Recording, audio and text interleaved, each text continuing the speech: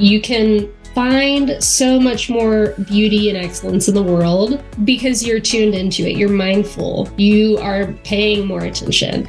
Welcome to the Well with Cannabis podcast, a show dedicated to telling the life-changing stories of those who live well with cannabis, all while teaching you how to do the same.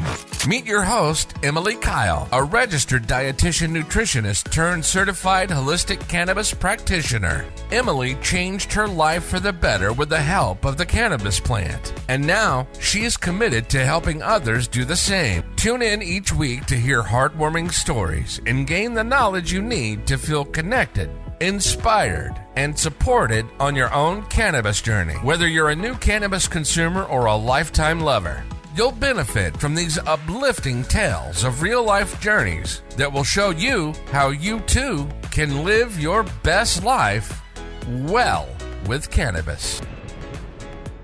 Before we jump into today's episode, I wanted to share a note on potentially sensitive content. The episodes on the Well with Cannabis podcast are created for adult audiences only.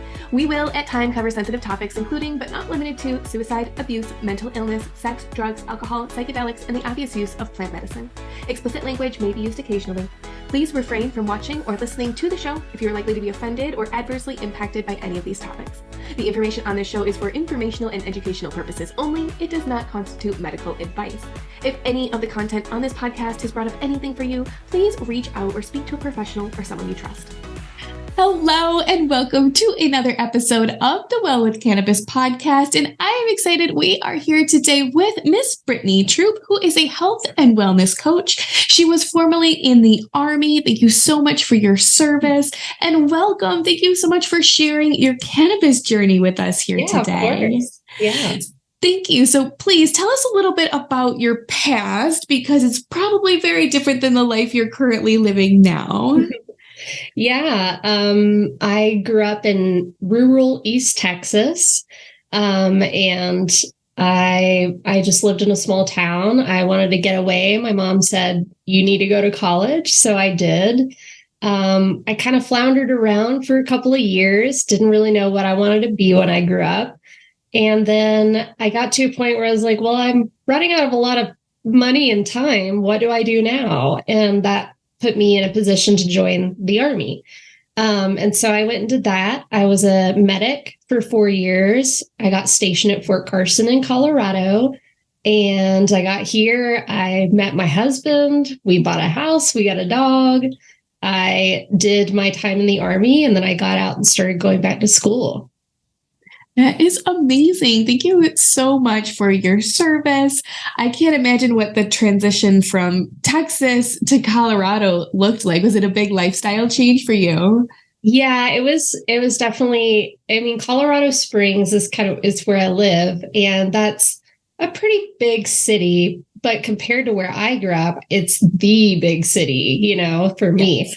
And I really like how very neighborly, everything out here. It's like if you're on the west side, then you're hanging out with the west side people. And if you're on the east side, so you can go to different parts of the city and feel like you're in a whole different place, but it's like very homey when you're in your neighborhood. So I really like that.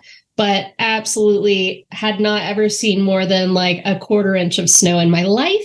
And that was an adjustment, quite an adjustment. I can't even imagine that. I grew up with snow. I prefer to never see it again, but I grew up with it. So I can't imagine what it'd be like to see it for the first time.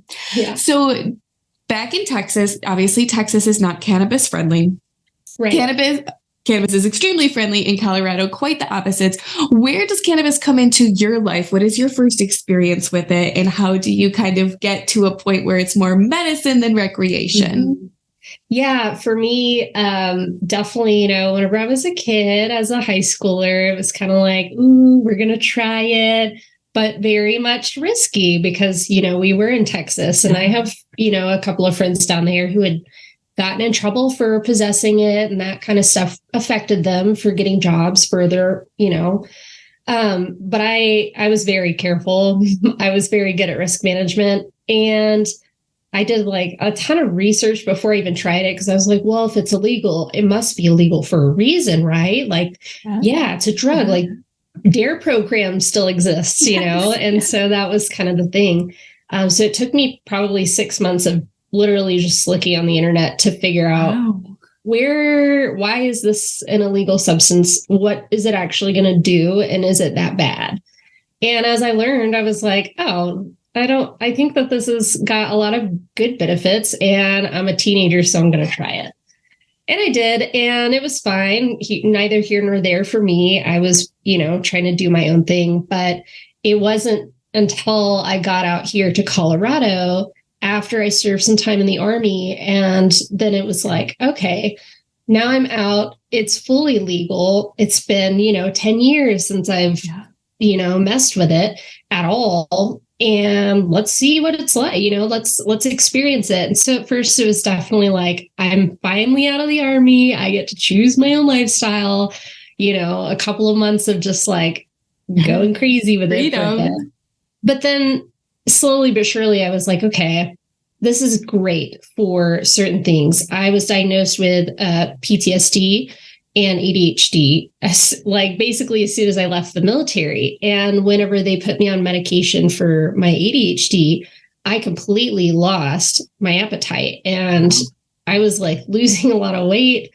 And I'm a pretty thin person as it is. So that has been mostly what my medical use is of it, is trying to keep that appetite up so that I can also have the energy and have the medication for other, issues that I have. Absolutely. So that's kind of where it became medicine for me, I think.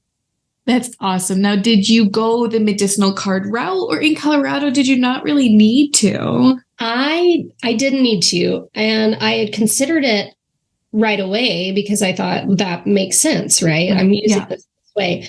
But at the time, my understanding was that you could not hold a medical marijuana card and hold a concealed carry license. Yeah. You might get denied. And I believe since that time, now that's not the case. It can still be denied if they suspect some things of you, any sort of addiction or illegal use. But I don't think that that's quite the case anymore, but it still kind of freaks me out a little bit. Yeah, totally. I completely agree. And when you're in Colorado, you have access to just about everything you need anyway. Yeah. It's easy to walk into a dispensary. Do you remember your first time walking into a dispensary out there? What was it like? Yeah.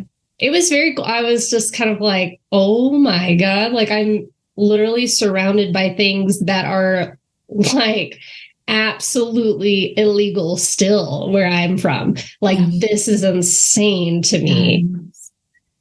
And also the products that they carried, I had never seen like, oh, so different, right? Colas and like, I thought it was just, brownies or cookies like your friend, down the road makes. But that was so different to walk in and see all the like very professional packaging and the bud tenders. They know like everything that they need to know. Like, were they helpful? Did you ask them questions? Yeah, absolutely. When they were explaining like, oh, well, in this product, the THC is bound to lipids. So it's a slower dissolving, slower metabolizing. And in this one, it's bound with something else, starch. And so it's quicker acting. And I'm like, wow, this is cool.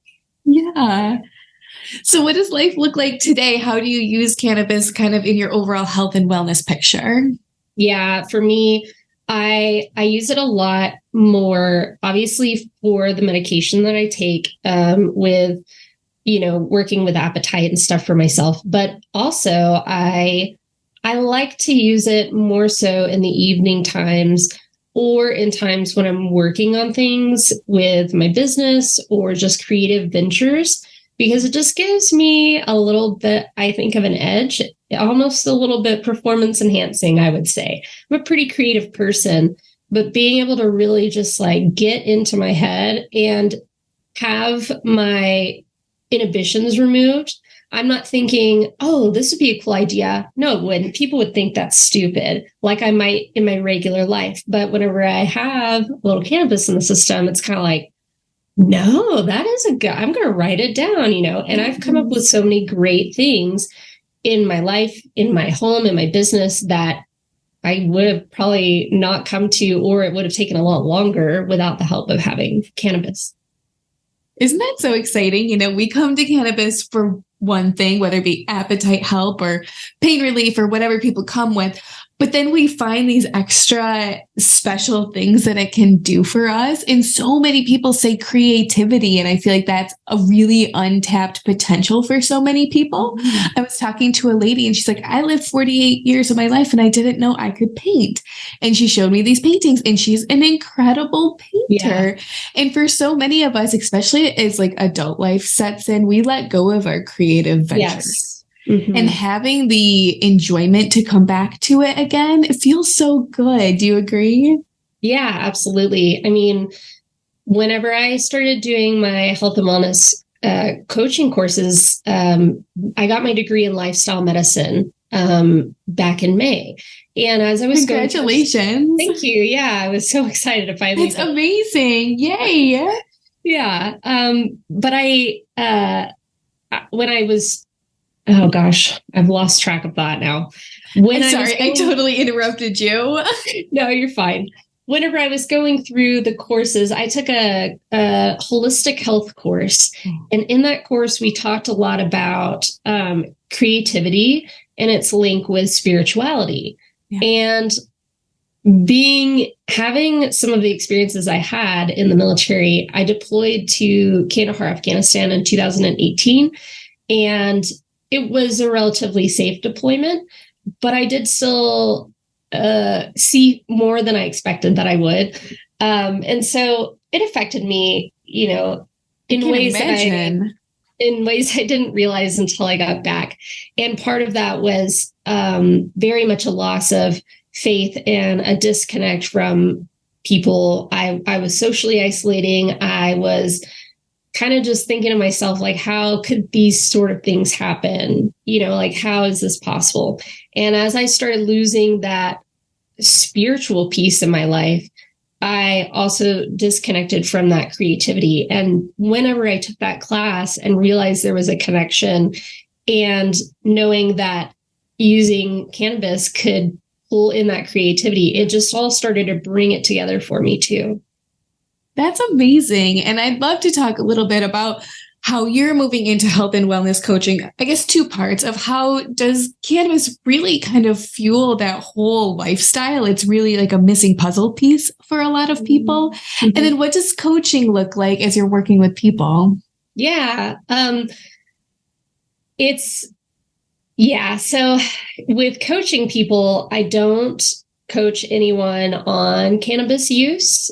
Although I use it myself and I work with clients that use it, we don't talk too in depth about it because I don't consider myself an expert on the topic. Not yet, maybe. But I'm absolutely open to it. I just don't revolve my coaching style or business around it. But I know even still here in Colorado in the health community, it's not like you can go and apply for a job as a nurse and be smoking cannabis or using it, because they're still going to do drug tests and it's still federally illegal. So they're still like, even though it's legal, it's okay, it's fine. There's still things where you're like, ooh, should I even talk about this? People have very strong opinions, and it's a little more conservative. In Colorado Springs, they took a vote on it this past November, and they did not pass allowing recreational marijuana shops in the city limits. Wow. So you have to go somewhere else in Colorado Springs to get that. And they're, and part of that's a huge military presence as well. They just don't really want it around their soldiers, I guess. Yeah. Like, you're in Colorado now. How does that look these days? You're out of the military. Do you feel any type of way being a cannabis consumer, or are you just like, that's my past life, this is my new life, and I'm moving forward? It's really hard to separate it. Even though it was just 4 years of my life, it was really a huge part of my development as a, human being. Yeah. It was the first time for me that I had ever faced any sort of adversity, that I had ever had to overcome something. And it was really difficult, but it was so rewarding. And I don't know. So it's hard to separate that. But I know definitely I know so many people who are veterans who have stuck around here and who have either gone into the industry working, in grow ops or as bud tenders, or they're using it themselves. Yeah. Whether that's just for fun, because they're like, oh, it's legal here, or whether that's for serious issues, chronic illnesses and diseases, having chronic back pain, having chronic, knee pain, that sort of thing. And I was in an infantry unit. So a lot of the guys that I worked with have a lot of those injuries. Yeah. And some of them use cannabis today that are out. Yeah. It's actually always amazing to me, actually, how many veterans I've gotten the opportunity to interview on this show. Yeah. And I feel like it might not be as widely talked about, but there is a lot of cannabis use in the veteran community. Yes. And it, in my opinion, has been a very bright spot for a lot of people. And that's why I'm so glad you're here talking about this with us as well, because if there's something out there that could help our veterans in mental and physical capacities, I want everybody to know, and for you to come out and say, it helps me too. It's just one more step in the right direction on getting people the help that they need. So I really appreciate you coming here and sharing that with us too. Yeah, I think it's very important. And it was, I'll be honest, a little bit of a toss up for me. Like, do I want to associate myself with cannabis in a public forum? Because it's not something, in 2023, you can't take it back, But at the same time, I began thinking about the mental health journey that I saw a lot of soldiers going on. We had, I think, 3 different soldiers in our unit within a year or so of returning from our deployment who had lost their lives to suicide. And when that started happening, I realized nobody's talking about the fact that we have symptoms of PTSD within this unit. Nobody's talking about the fact that there is something going on here. And if we were all just talking about it, there wouldn't be a stigma around it, because we'd all realize we're in the same boat and we need to figure this out together. But since it has a stigma, people are still dying from suicide. And I just kind of applied that to this as well. Like, if we just keep treating it like it's some horrible bad thing that's so illegal and it's so, it's a drug, if we keep acting like that, then we're just going to be all living under rocks, separated from each other. We're never going to know how many people out there are actually using this, how many people are actually getting benefits from this. And we got to share. We have to share our stories, or else we can't connect. We can't create community. I'm so glad that you came here and shared that, because I feel like if I were you, it would be really hard to do. And I really appreciate you doing it. And it's my hope that somebody listening, whether a veteran or not, hears this and it impacts them, and it gives them an opportunity to try something different. And whether or not it's right for them doesn't matter. But if they can find the benefits that we have found, it just, we want to, like you said, we want to share that. We want other people to experience that. Yeah, exactly. If you could give one piece of advice to our veterans or even active service members who are really wondering if cannabis is right for them, if they should give it a try, what would your advice be to them? My advice would be to get in touch with yourself first. Start with who you are and what your values are. What are the things about you that are non-negotiable? And if you feel that cannabis fits within that, then you should absolutely give it a try. Whether you try it with somebody who's experienced or just jump straight in head first, I don't know the answer to that one. But I would say that it's worth giving it a shot if you have pains, if you have mental health issues, or if you want to just, have a nice or interesting experience. It's good to have other experiences and get new perspectives on life. You may learn something about yourself. You may just have a good time, or you may hate it. That's totally up to you, but you'll not know until you try it. That's perfect.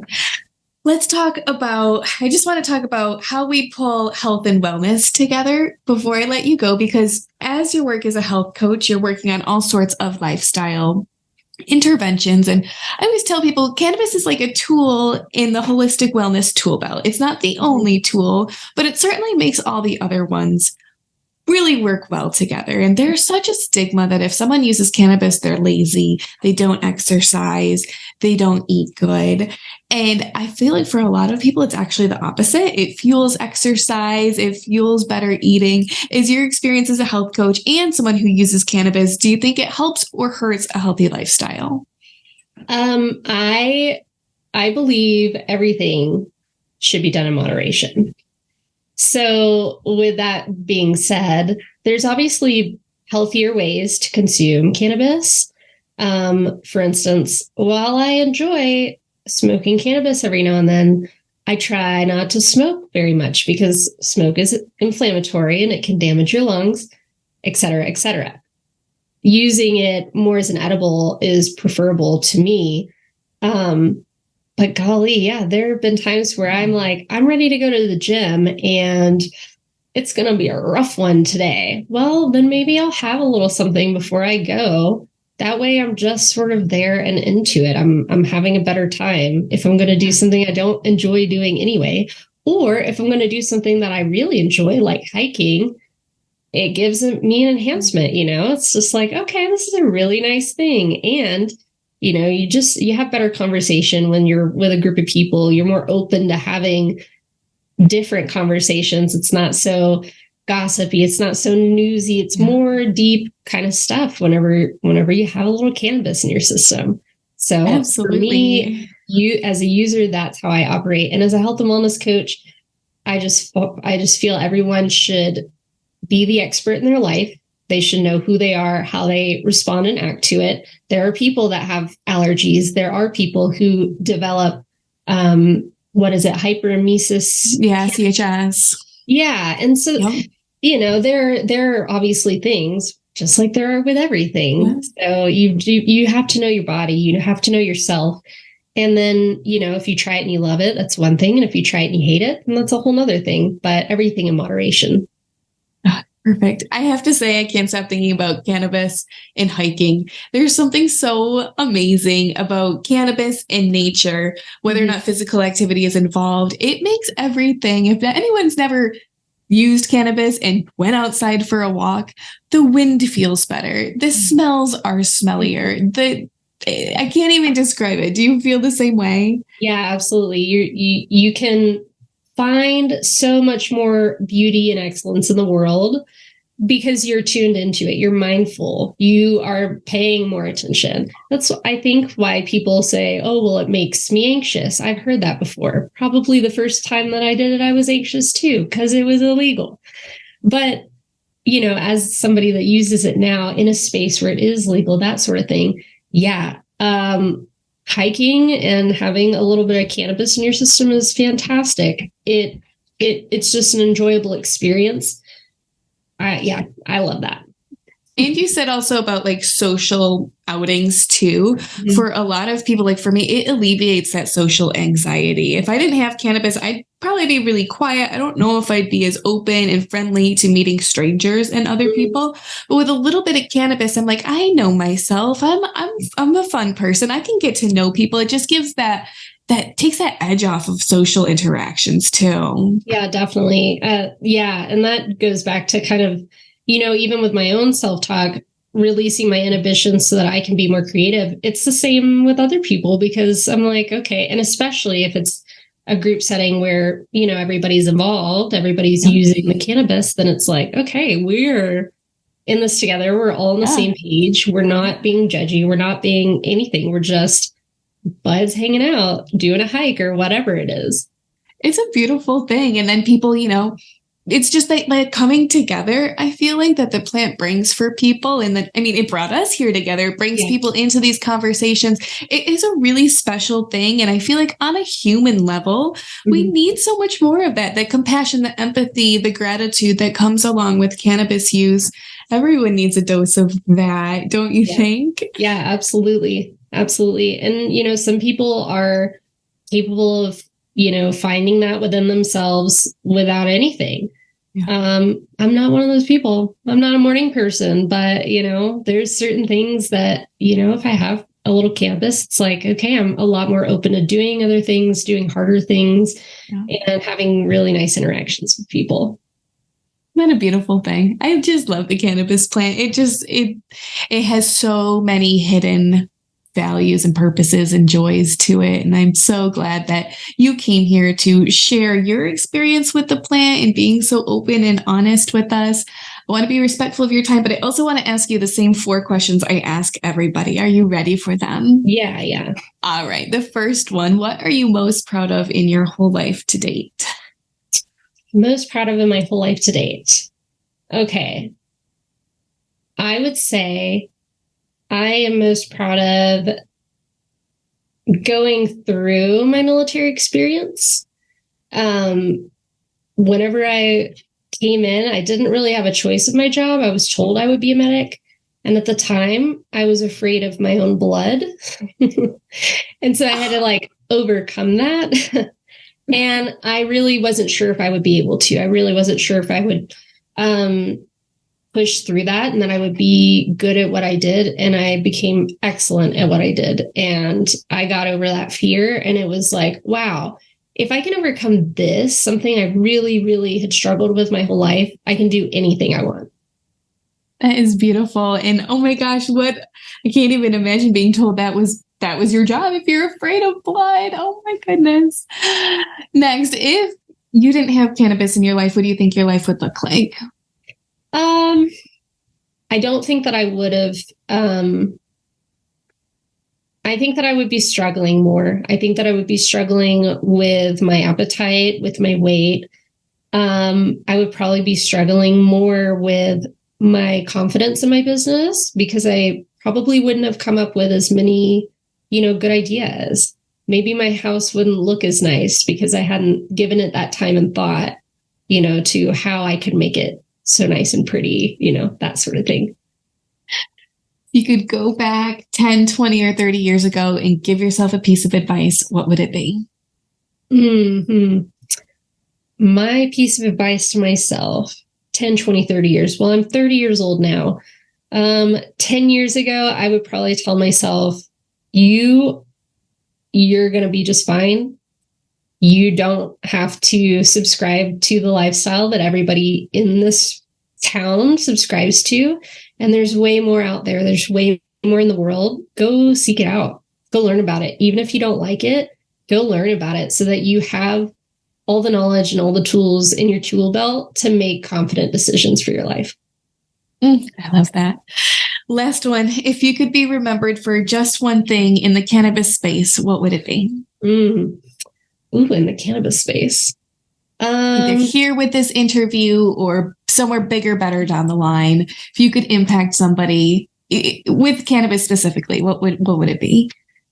I would say I would want to take an approach where I could be trusted by somebody to tell me that they are using cannabis, because especially in the healthcare field, with a health and wellness coach, you're working with medical providers. And I would hope that I can make an impact on someone and gain their trust so that they would trust me with that sort of information so that I could help them with it, not judge them.